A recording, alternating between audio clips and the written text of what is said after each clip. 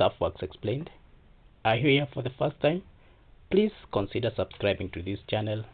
Also, watch different videos that you have done on various topics. Leave your comment, like, and share. In this video, we'll be talking about Sadc forces in DRC for peacekeeping mission. The question that we'll be asking ourselves is, will Sadc succeed where EAC failed? The Southern African Development Community, SADC or Sadc, has deployed forces to DRC.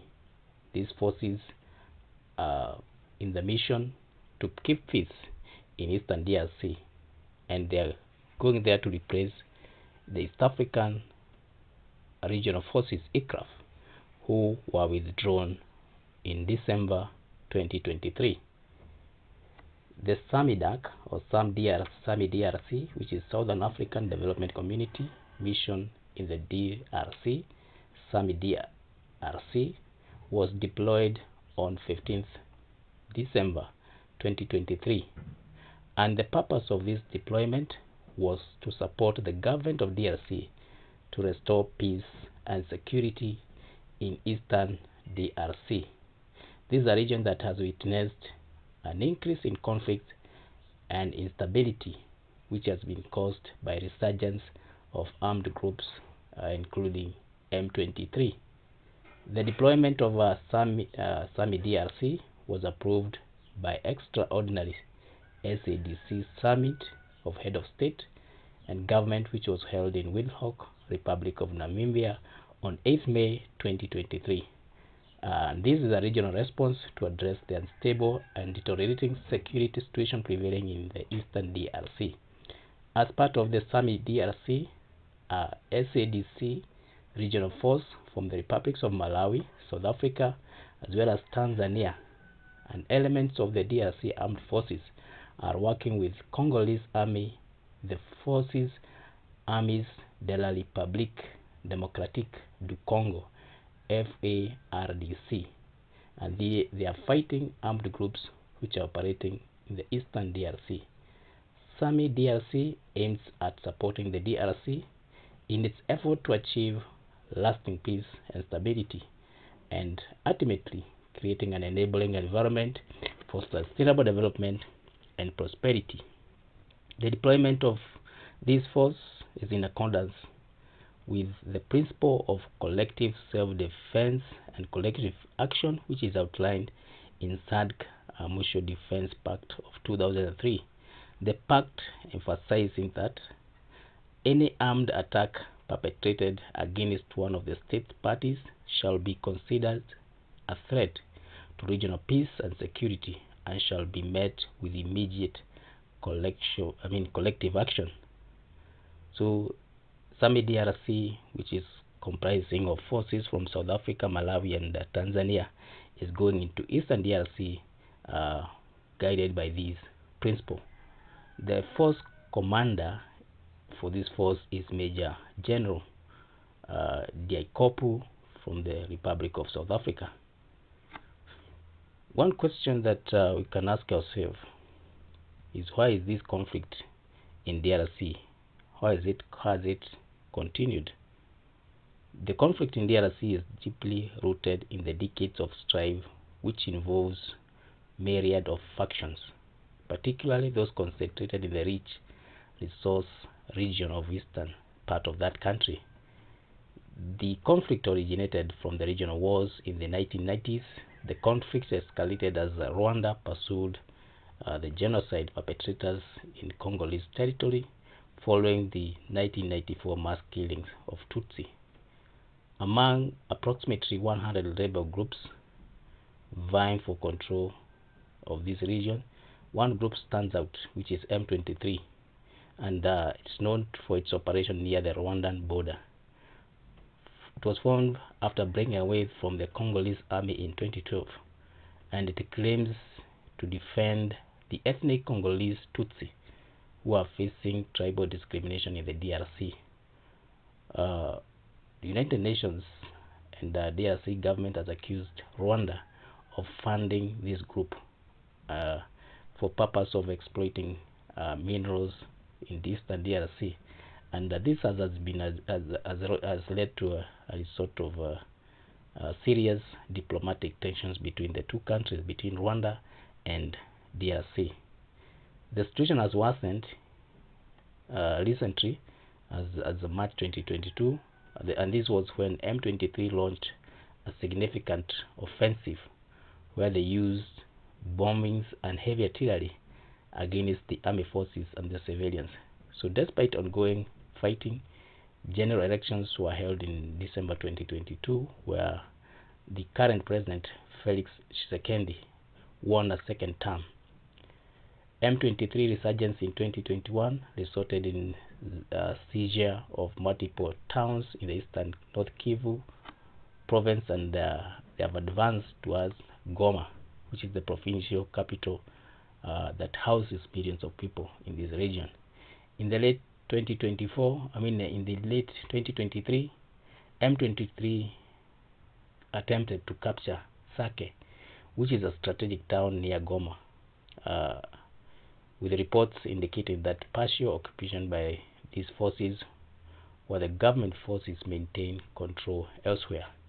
The conflict has inflicted severe humanitarian toll, with numerous casualties and thousands of displaced people in 2023 alone, adding to the already substantial population of 2.4 million people who have been displaced in northern Kivu, and a total of 7 million have been displaced throughout the DRC due to various conflicts in various regions.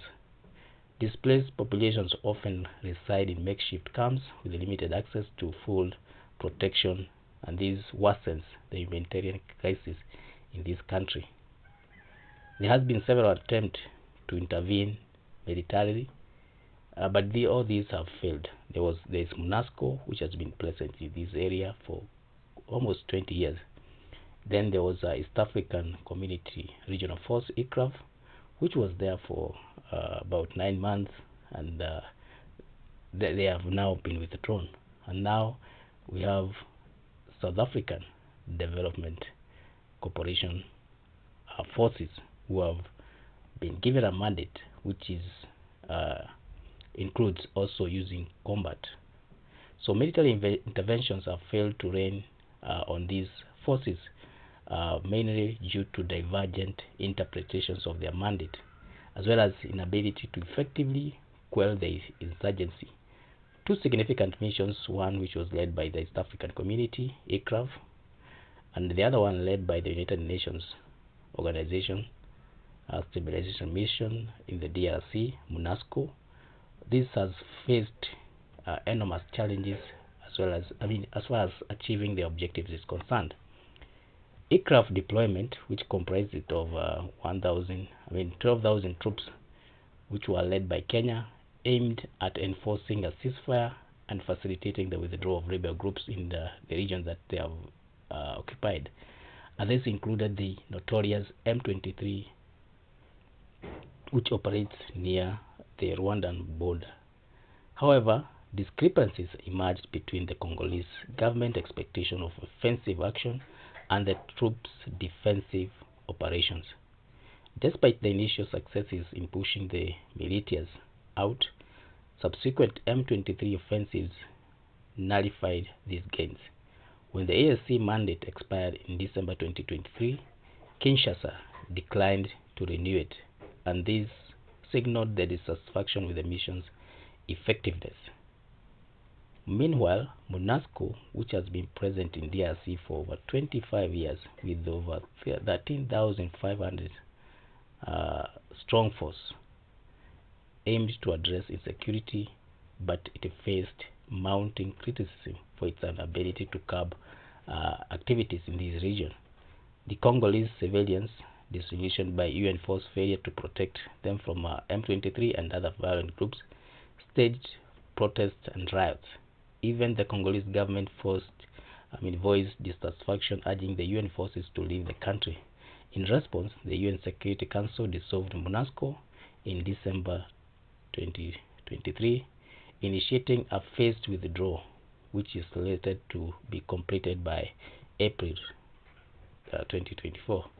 Ultimately, the failure of military intervention to quell the insurgency stems from the inability to align objectives with ground realities, the reluctance to engage in offensive operations, as well as growing discontent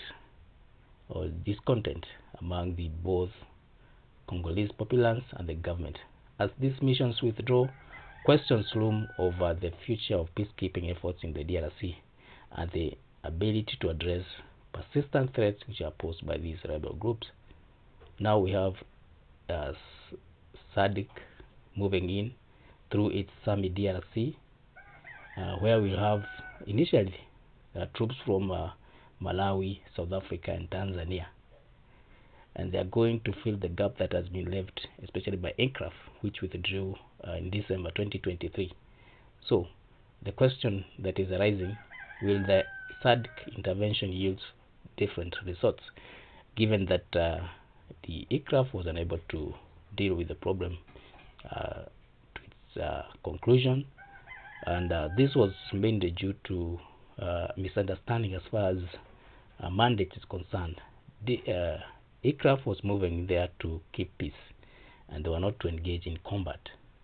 But that's what the DRC government wanted. They wanted them to fight the M23, but that was not part of the mission of this group. So that's why the DRC government refused to renew their mandate or their extension in that country. They were only there for about 9 months, and then they withdrew. Now we have South African Development Corporation sending its troops, and as from December 15th, 2023, this mission has been on the ground. So the question is, are they going to succeed where others have failed, given that they are also going with another mission objective where they are also supposed to engage in combat? So concerns are arising about the effectiveness of these troops against M23 in terms of their skill and firepower, despite a prior confrontation between the South African troops and the rebel groups in 2013. During that period, the United Nations Force Intervention Brigade (FIB), which comprised of troops from Malawi, Tanzania, and South Africa, significantly weakened M23, leading to a prolonged period of quietness. However, experts note that M23 has since strengthened itself. It is possessing more firepower than it did in 2013, while the South African Army, which is a core part of mission, has faced years of financial challenges. The deployment to DRC incurs significant cost for all the countries, with South African going to spend 2 billion rand, which is equivalent to $105 million, and this is amid slight reduction in the military budget from 51.6 billion rand or $2.71 billion to 51.12 billion rand, which is equivalent to $2.68 billion, and this was last year. Additionally, SADC or SADC troops are concurrently engaged in other regions. For example, they are engaged in combating ISIL-linked fighters in Mozambique, Cabo Delgado province, where they are fighting alongside Rwandan forces. While the government control has been largely restored, concerns linger that premature withdrawal of the SADC troops in these regions, especially to prevent force overstretching, could allow these ISIL-linked fighters to regroup, potentially reclaiming territory in Cabo Delgado. The deployment of this mission to DRC has sparked mixed reactions, as well as raised questions about its potential effectiveness. While the aim is neutralizing M23 rebel groups and stabilizing eastern DRC is laudable, there are several factors that suggest that this intervention could go differently than anticipated, and this is both positively and negatively. When you look at the challenges and concerns, you find that there's limited information and transparency, where the mission's frugal approach to information sharing raises questions about accountability and potential unintended consequences. Without clear communication, building trust and understanding among local populations and stakeholders becomes difficult.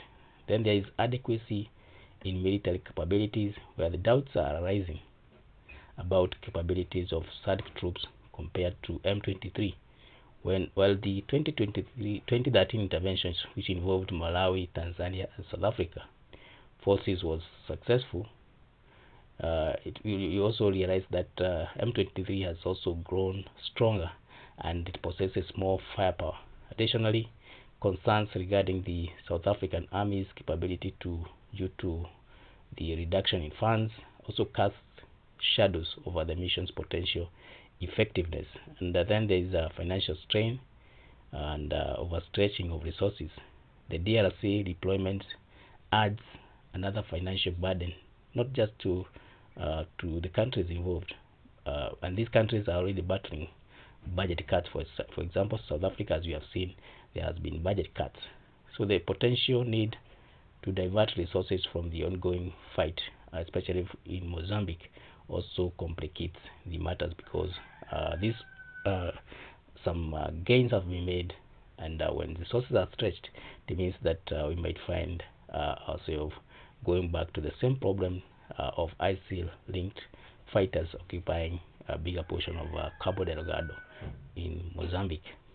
Then there is an aspect of addressing the root causes, where we talk of military interventions can bring temporary stability, and where you neglect the underlying socio-economic and political grievances which fuel the conflict in these regions. So if you don't address the root causes, then the conflict will continue. If you just focus on bringing peace without addressing what are the root causes of this struggle, of this conflict, you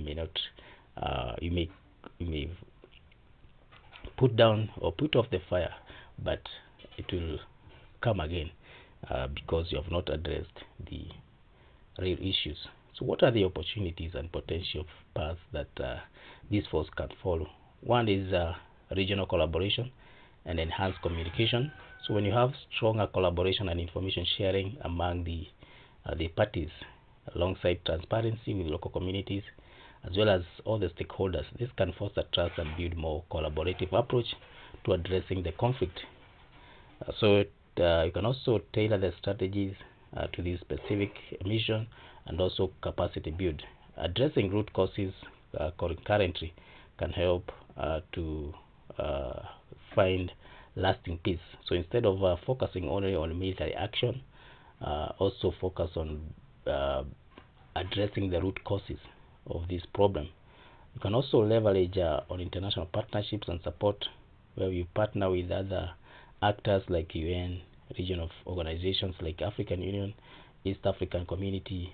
This will bring additional resources, expertise, as well as legitimacy to this intervention. In conclusion, you can say that Sadc intervention in DRC represents both challenges and opportunities. While there are concerns about the effectiveness and potential pitfalls, recognizing the issues and crafting strategies that address these challenges can pave way for the more successful and sustainable approach to peace building in Eastern DRC. Ultimately, success is based on a combination of factors such as addressing the root causes, fostering regional collaboration, empowering appropriate military strategies, as well as ensuring transparency and accountability. It's only through such a comprehensive and multifaceted approach that Sadc intervention can truly make a difference in Eastern DRC and the whole of Congo, for that matter. So we'll be on the lookout to see how this transfers, whether Sadc mission will be successful where others have failed. So thank you for reaching this far. If it's your first time here, please subscribe to this channel. Also, watch other videos that you have done on various topics, and leave your comment, like and share. Thank you.